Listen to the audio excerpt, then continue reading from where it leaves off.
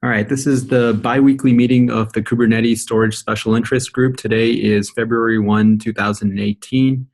Let's go to the agenda. Oh, and as a reminder, this meeting is recorded and shared publicly on YouTube. If there's anything you want to discuss today, feel free to add it to the agenda. The link is included in the calendar invite. First up, we're going to go through the planning spreadsheet and get a status update of the things that this SIG is working on for this quarter. Then we'll go through the design reviews. Looks like Tomas has something he'd like to discuss. Feel free to add to this as we go. So go into the spreadsheet.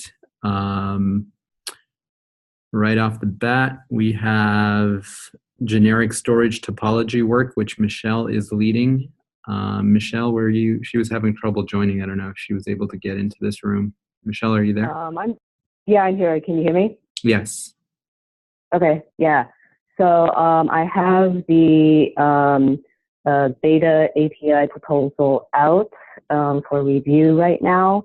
I need to try to ping Tim to take a look at it. In the meantime, I'm also just starting on the code changes for that. Cool. And it looks like the other two things have, or two items have dependency on topology design. So I imagine they're not sort of it. I mean, I've started on the code change, assuming that the API will get approved. Okay. But I can't actually end up submitting it until the API is approved. Got it. Cool. So I think those are the major items for local storage. Local persistent storage, pre-provisioner, security hardening. Chang, do you want to give a status update on this? Sure. Still reaching out to Container Identity Group.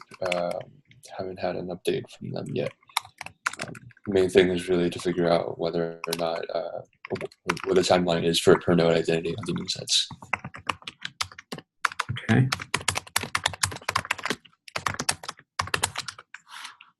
Cool.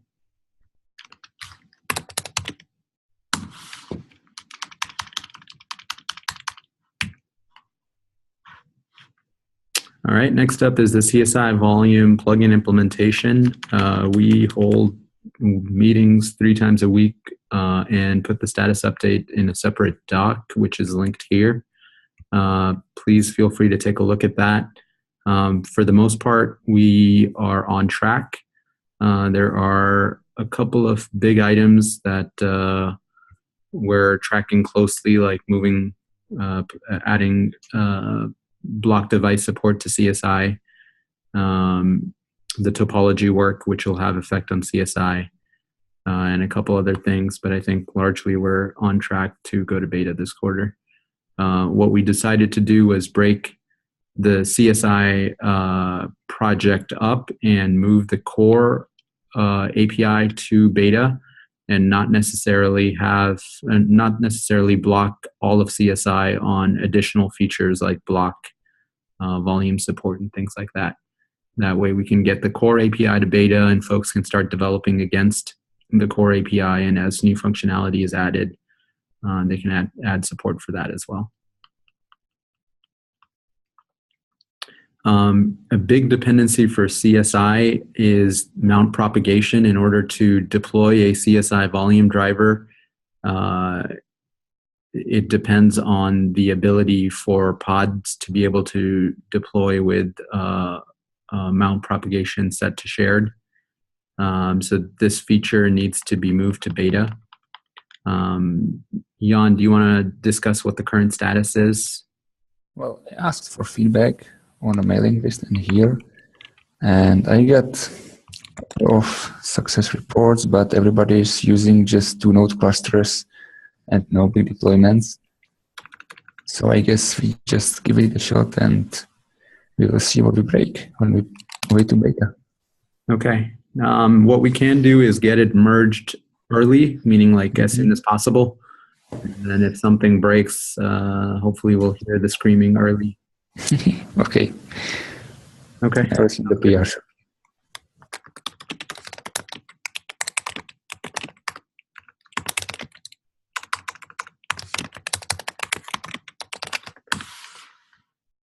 Sounds good to me. Next up is block volume support. This includes adding support for additional volume plugins, adding more tests. Aaron or Mitsuhiro, do you want to give an update here? Or Scott?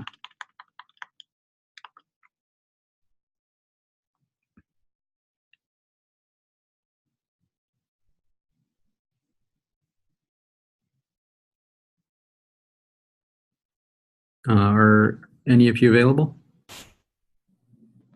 Oh, Aaron, are you there? Oh, there you are. Yep. Sorry, I also got disconnected. Go ahead, Mr. Hero.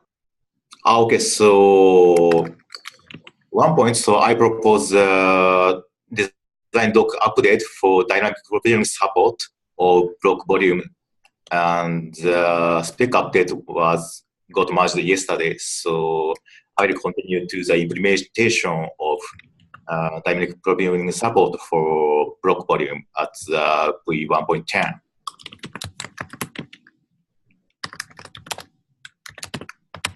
Okay. And in terms of the volume plugins that are getting support added, iSCSI, RBD, CSI. So iSCSI, RBD, those are done. iSCSI, I believe, and RBD are both merged. Okay. CSI, I've yet to start. I have an email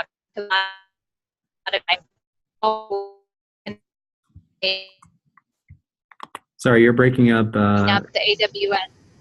Sorry. Maybe Scott can give status since I might have a bad connection. Okay.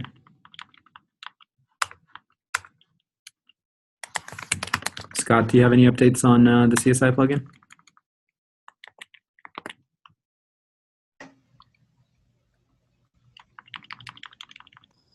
Can you hear me now, Saad? Yes. Yep, we can. I have to circle up with Vlad. I haven't started working on that yet. Okay. But I will. And then in addition, Scott has finished up the AWS and GCE plugins, but we're debugging an issue right now. So Got it. those should come shortly. Awesome.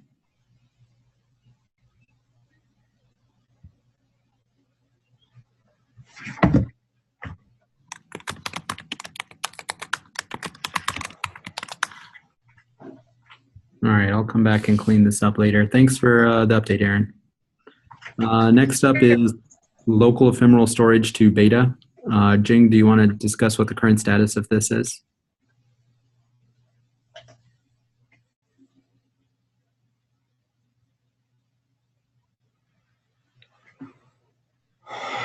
Jing, are you on mute or?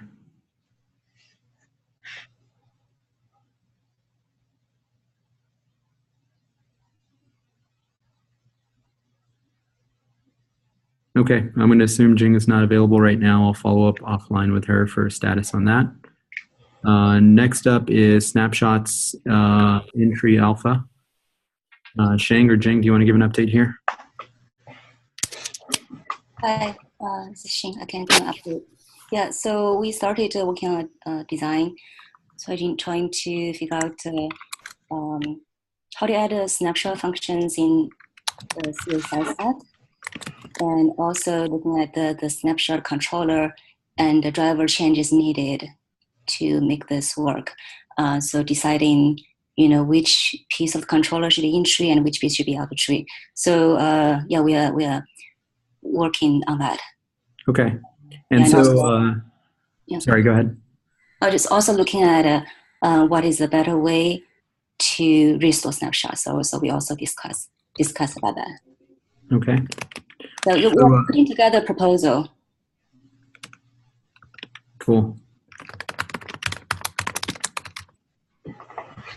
So there was a meeting last week to summarize what the contents of that meeting was to decide whether we should go entry or not, and if we do, what the timeline for that should be and what other issues exist around the snapshot API. The conclusion of that was, as a SIG, we decided we would like to move the snapshot APIs in tree. It gives us benefits in things like being able to build higher level primitives on top of it if it's part of the core API. That said, we decided not to pursue pushing in tree this quarter, mostly because the API as it exists or as it's proposed for restore is not quite flushed out yet, and how these operations would be used by higher level primitives like stateful sets is also a little bit unclear. So we decided that for this quarter, we're going to shift the focus a little bit and focus on snapshot restore functionality and adding support to CSI. And then once those things are nailed down, I think we'll have a much better end-to-end story plus higher level primitives. And then next quarter, we can take that and try to push it in tree. So that's the current plan, and Sheng and Jing are leading that. All right, so next up is prevent PVC deletion when pod is using it. Paval? I have a PR, Jan reviewed it and LGTM'd it, and I am waiting for approval. Okay. Sounds good.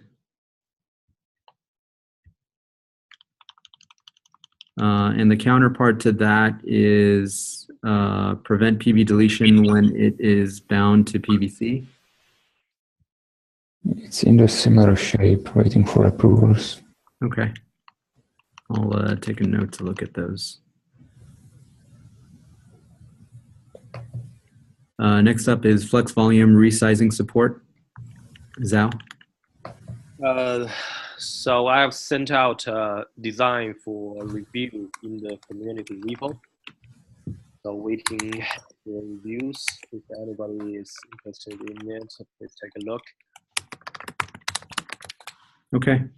And could you throw in the link in the comment section as well? Sure, I'll paste a link there. Cool, thank you. Next up is enabling kubectl to expose capacity isolation resource management information. Nick, any information, any update here? Hello? Yes, is that Jane? Yes, sorry. Hey, Jane. So basically because kubectl need to go through, I think, metric server, and I talked to monitoring team, and because the metric server API will go to beta, I think this quarter, and they want us to first move the local equipment storage to beta and then add it to metric server, because after added, it's no way to change it. So we decided after we promote local equipment storage to beta, and then we can add it in the metric server, and then kubectl can use it. Got it. So for this quarter, we can stop tracking this item, it sounds like, and then we can pick it up next quarter. Yes. Okay. And while we have you here, Jing, what is the status of the local ephemeral storage to beta? It's basically in progress. So right now I'm working on make sure the metrics available through Hipster, and then just address maybe some developers bugs, and then we can just promote to beta. Yeah. Awesome. Okay. And looks like the next few items you may have status updates on as well. Enabling kubectl to expose PVC capacity usage stats. Ching, I think you have an update here. Yeah, so most of the work I've been focusing on has been exposing PVC capacity stats through Hipster to Stackdriver.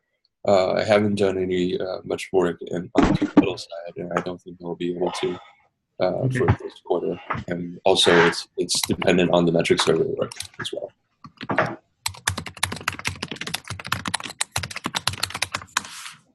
Okay, so we will punt that to next quarter as well then. Next up is exposing capacity isolation metrics. Haman?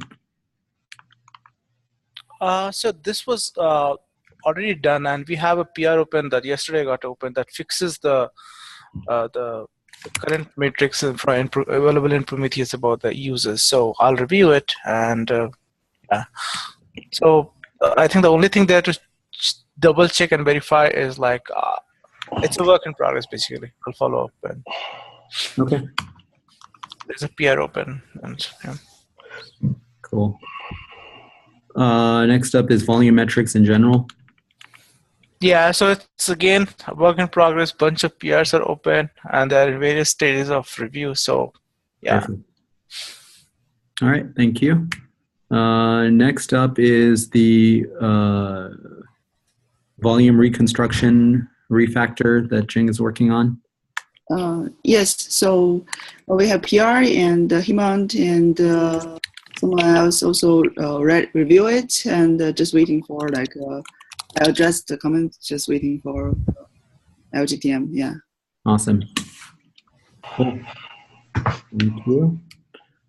Next issue is also bug level, improving node failure handling for Cinder. Jesse? So this is fixed. This is Hemant, by the way. So this the PR was open, and it got yeah. I think I reviewed the PR, and I was presenting a little, kind of a different approach. Oh yeah, sorry. To taint the node as shut down, and so volume controller can detach immediately instead of waiting. So I think the taint nodes with shutdown status basically approved by node team, and but we need someone to kind of work on that. I feel that's a cleaner way. So the other PR opened is also works. It just I kind of propose to use this way, but if anyone has comments, we can discuss. Okay, so it sounds like there's a PR out, but there the approach is not necessarily 100% agreed on. And is Jesse still the right person to work on it?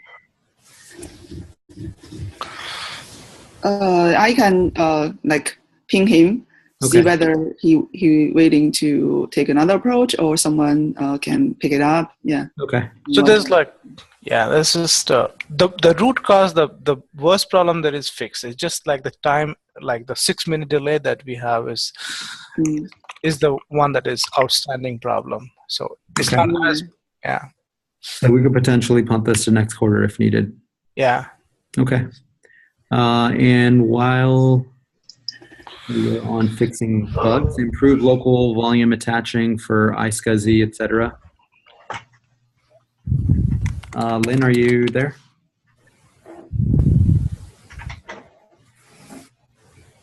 So I think last where we left off was discussion about what exactly this would look like. There was a proposal to pull mount devices out of attach, but the open question was around access modes and whether that should be enforced for these types of volumes. And I will follow up on that discussion and see what the current status of that is with Lynn.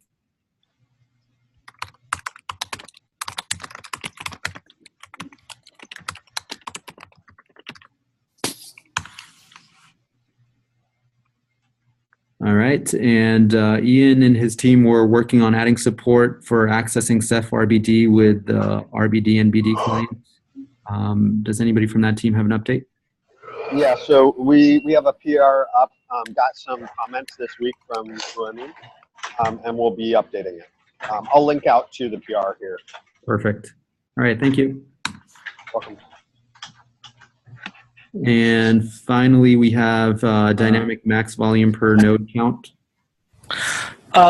Saad, I'm interested in this bug because I've been tracking several bugs that are related to this that affect EBS, and I realize it is not just GC problem. And yeah, so I will try to open a proposal. Okay. And should we consider this as a bug fix, or like it could be a design problem as well because it's changed? Let's take a look at it, and if it ends up being feature level, we can design it now and then pull the work into next quarter. If it's bug level, we might be able to get it into this quarter. I imagine it's going to be designed this quarter, and then subsequent quarter we actually implement it. Okay.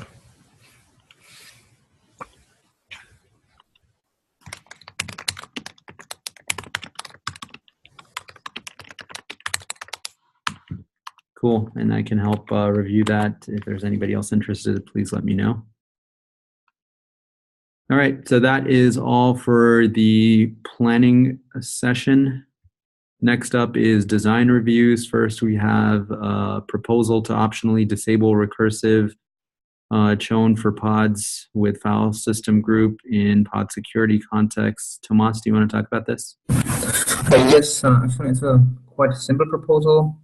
What is it about? There is a pod security context object that allows user to specify various security-related attributes of a pod. It includes a FS group, which basically tells kubelet to mount or change ownership of all the files in the mounts to a certain supplemental group. That means when the kubelet is mounting volumes for pod with FS group set, it starts with recursively changing ownership of all the files on that volume. Obviously, if there's too many files on the volume, like millions, then it takes a long time, and and this causes timeouts. So the mount fails, and the pod is not able to start.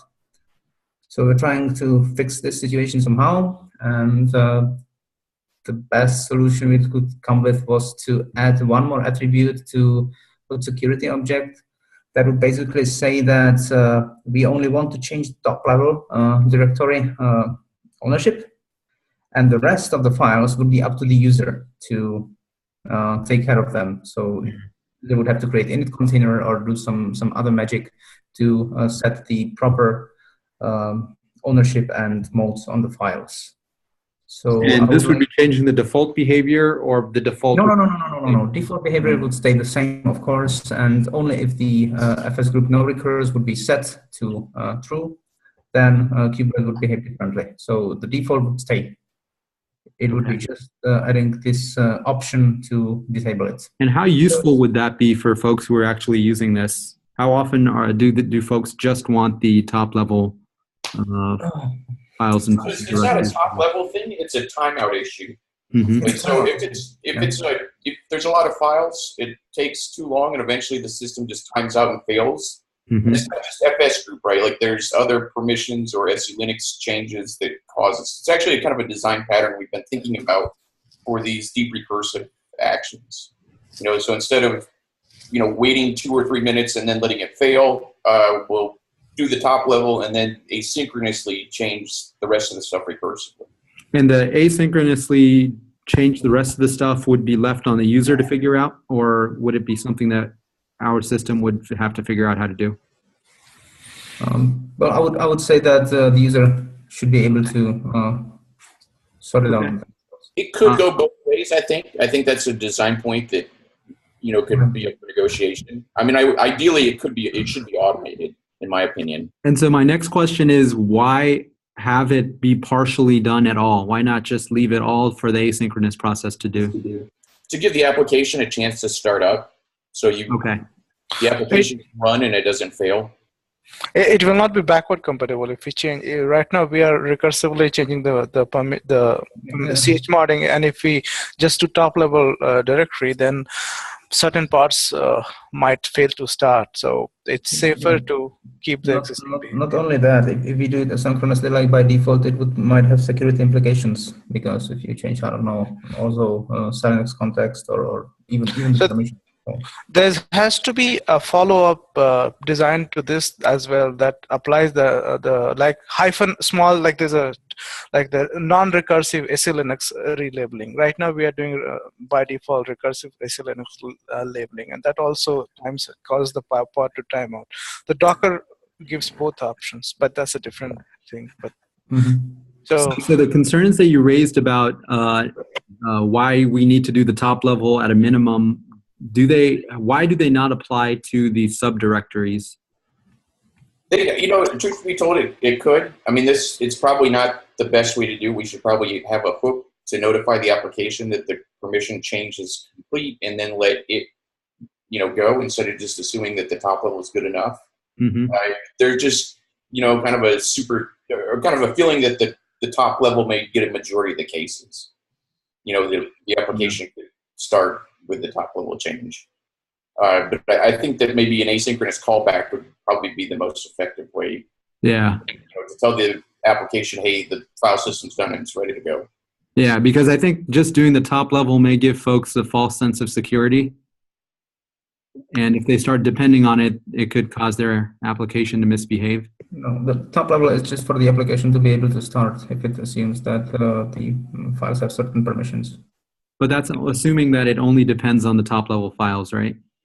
Right. And if you're looking at like something like MySQL, it's like in /var/lib/MySQL, right? Yeah. Your directory is deep at that point. Mm-hmm. So it's going to fail because the permissions are wrong in that directory. Right. So we probably do need like some kind of asynchronous callback to tell the application, hey, file system is fully up to permission, go ahead. I haven't looked at init containers recently. Doesn't a init container wait until the init container is complete before it starts the secondary pod? Or the secondary container? Or the primary container, sorry. Yes, it waits. Yeah, it does. Okay, so it sounds like that would be a good solution for this, where you mount in the directory, have your init container change the ownership for all the files recursively. It can take as long as it needs to, and then when it completes, it'll start the primary container. Yep, I like that. I think that's a good idea. Okay, so do we still want to do this FS group no recurse thing? It sounds like a half-assed solution, honestly. Oh, well, you must have it for this init container to work. Because thing has to set up the permissions of the root and then expand it to the other directories. Yeah, but if you run it in the privilege mode, basically you can set it up for any user. That's what we use in the past. We run the init container, we do the change owner for whatever user we need, which is defined in that image, and that's it. So privilege is something else. Not all people are allowed to run it. I guess. Okay, so it sounds like the reason that it's it's required is to bootstrap the init container. Yes. Yes. Okay. I don't know enough about this area to say either way. It seems like a reasonable reason to have it. So no other concerns for me. So I think we're just, kind of greasing the wheels here for the SIG, and maybe we should do like a one-off design call. Yeah. Because I think this is a design pattern we might want to carry forward to a couple other areas as well. Mm-hmm. So maybe we'll set up a design call for this next week. Yeah, and maybe rename this to something that hints at what the reason is for it existing. Okay, sounds good. Okay, thank you. Thank you. That's all that we have on the agenda today. Is there anything else folks want to talk about? Aaron, did you want to discuss the onboarding session? So Luis and I are meeting tomorrow to start scheduling those out. There was a suggestion from Jan that maybe we could reach out to the communities because some of the topics maybe overlapped with general Kubernetes, but Luis and I were going to try to make it very storage focused. If there are some that overlap, maybe we can collaborate, but I'm happy with the list and I haven't gotten any suggestions otherwise, and a lot of people have volunteered. So if you volunteered, please look forward to an invite from Luis and I to do that recording. Awesome. And is the current plan to do this asynchronously or just like one live meeting back to back? You know, honestly, I think we all have enough meetings that we would just do it asynchronously with what works with the speaker's schedule. Okay. You know, we can open it up to the community if they want to attend, because I do want the questions in there, but I don't want to try to overload the SIG with feeling like they need to attend either. Okay. I Hey, think Aaron, having this is Tushar from VMware. Where can I get more details about this proposed session? Was that Luis? I didn't hear what you said. My Hi, volume this cut is out.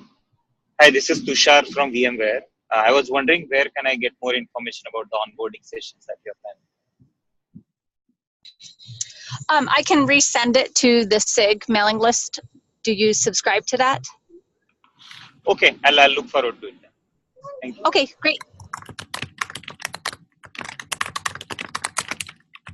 Okay, sounds good. Thanks a lot, Aaron. Of course. Anything else anybody wants to talk about? All right, then we can call it early. You get 25 minutes back in your day. Take care. Thank you. Thanks. Bye. Thank you. Bye.